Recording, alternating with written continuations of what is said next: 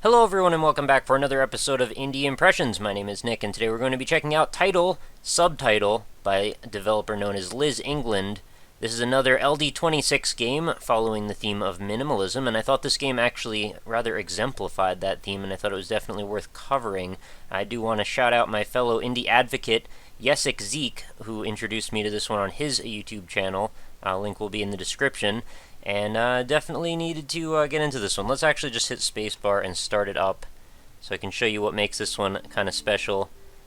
Basically, the entire game is just a pretty simple platformer, but everything in it is made out of words, as you can see. So the ground, the walls, the background, it's all, even the health bar, the player, it's all made out of words. The only exception that I can see is, WASD and spacebar. I mean, spacebar says a word in it, but WASD. The W could have been made out of W's, but that's getting a little meta. Anyways, we've got walls, solid walls, background, shape, thing with object on top. Player, words. Antagonist, words. Player, words. Antagonist, laughter. By antagonist.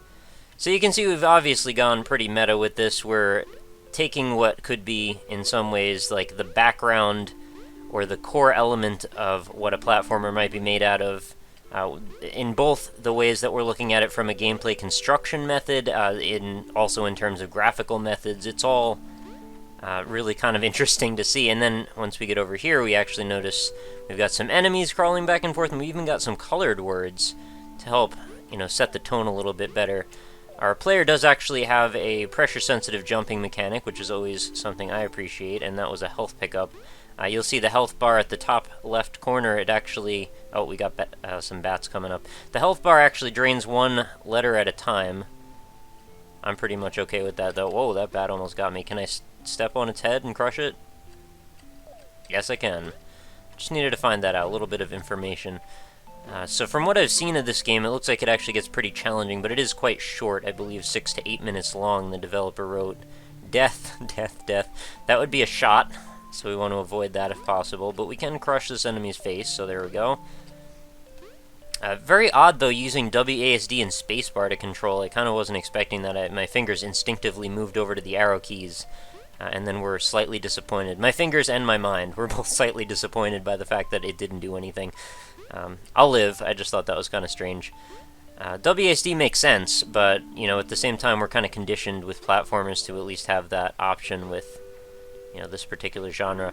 This isn't actually difficult, but it is interesting to see how the difficulty starts to ramp up when you add simple mechanics, like now we've got a couple of steps, and the shot level is going to be, like, head level with the character, so you gotta approach that very carefully.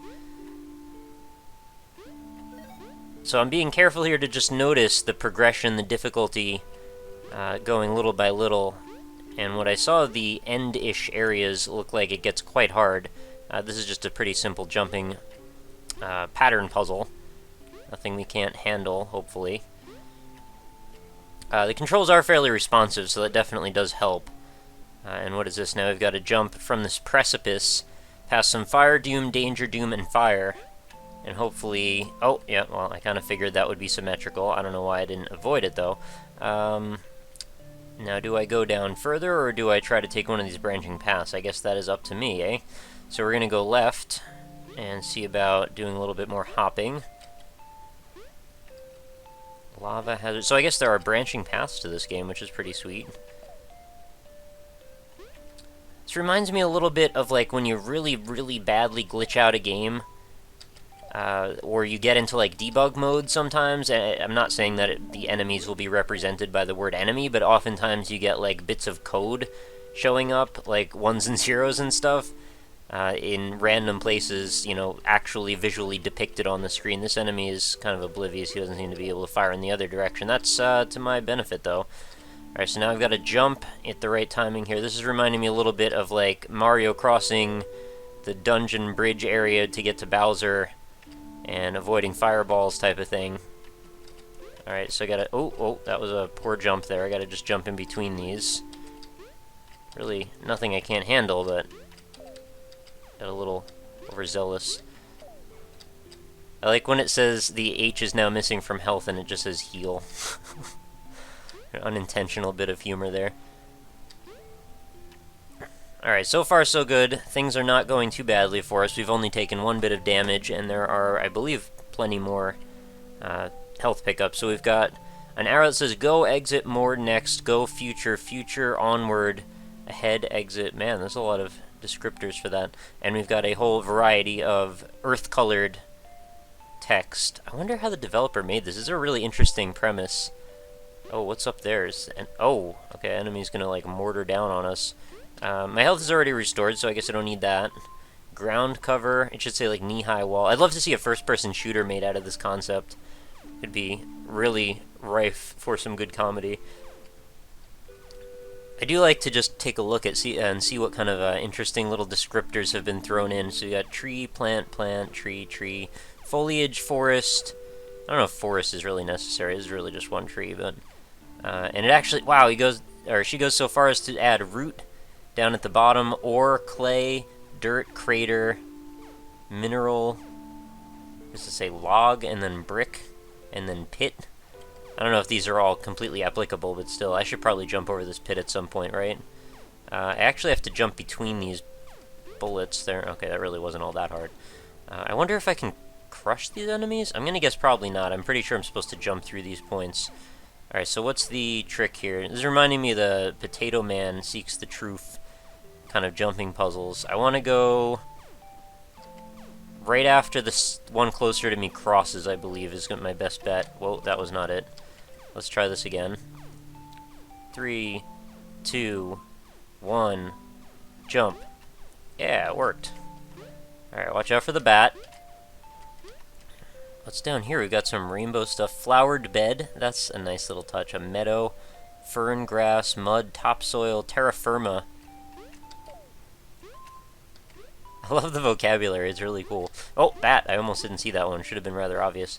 We got a ruby tucked away there in those rocks. Nice touch. A cove up top.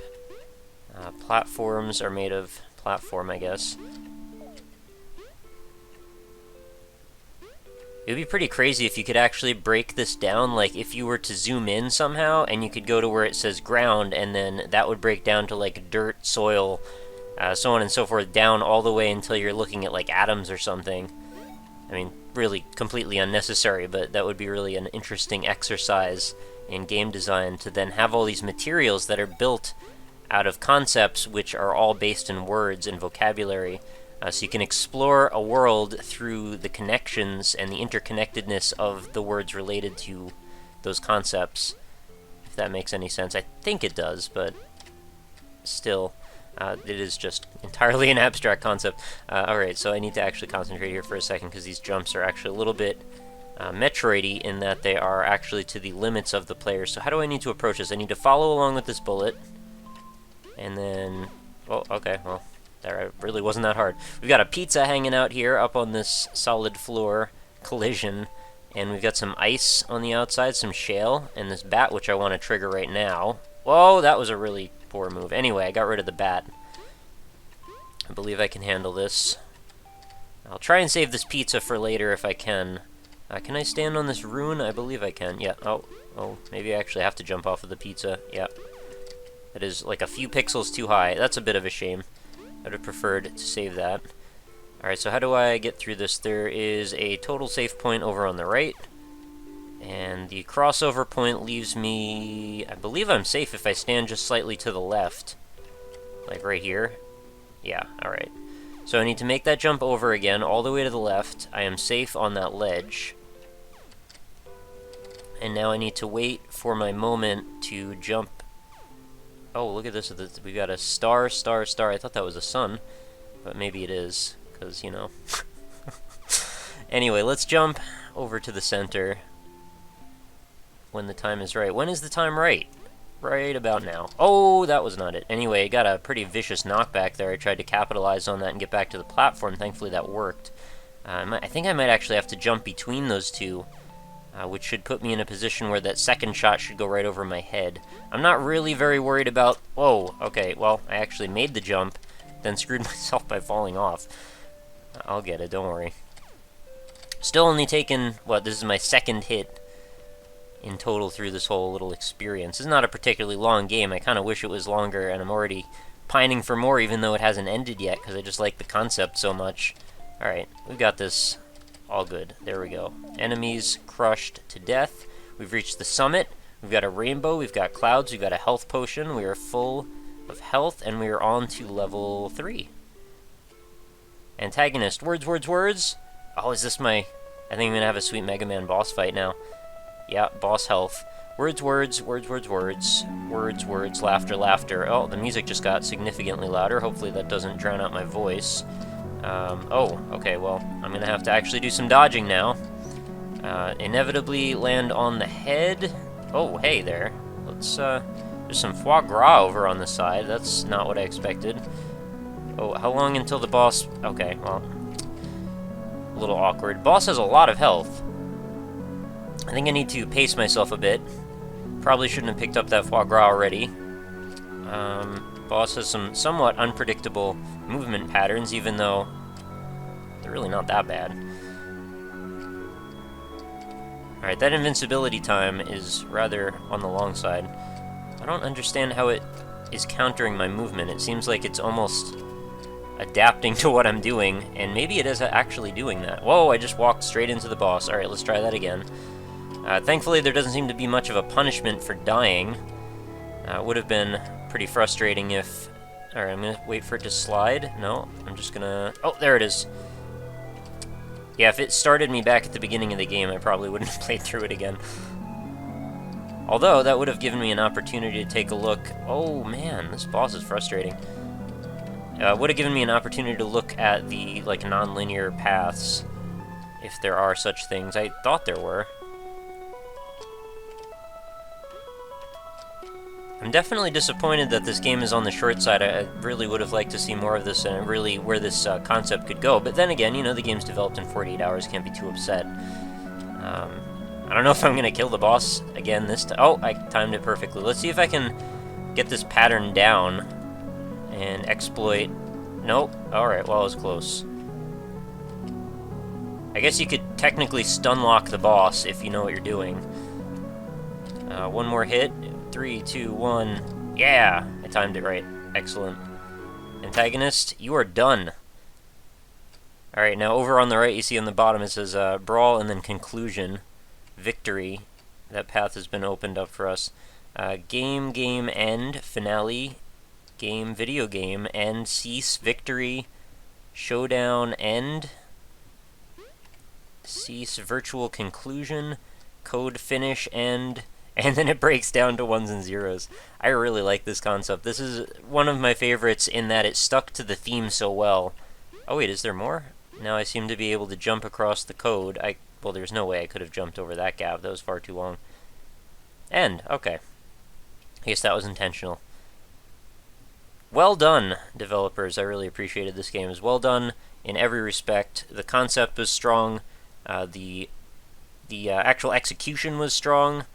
It was kind of witty. It was kind of tongue-in-cheek. I don't know why the top of the screen is now flashing. I don't know if you'll see that in the video, but I have like a 2-pixel line flashing white and black at the top. But in general, I highly recommend this game. Definitely think you guys should check it out if you haven't already. The link is going to be in the description of the video, so you can go grab it. It is available on PC only. There isn't a browser one for this one, unfortunately, but you will definitely want to go check out anything else that this developer has done.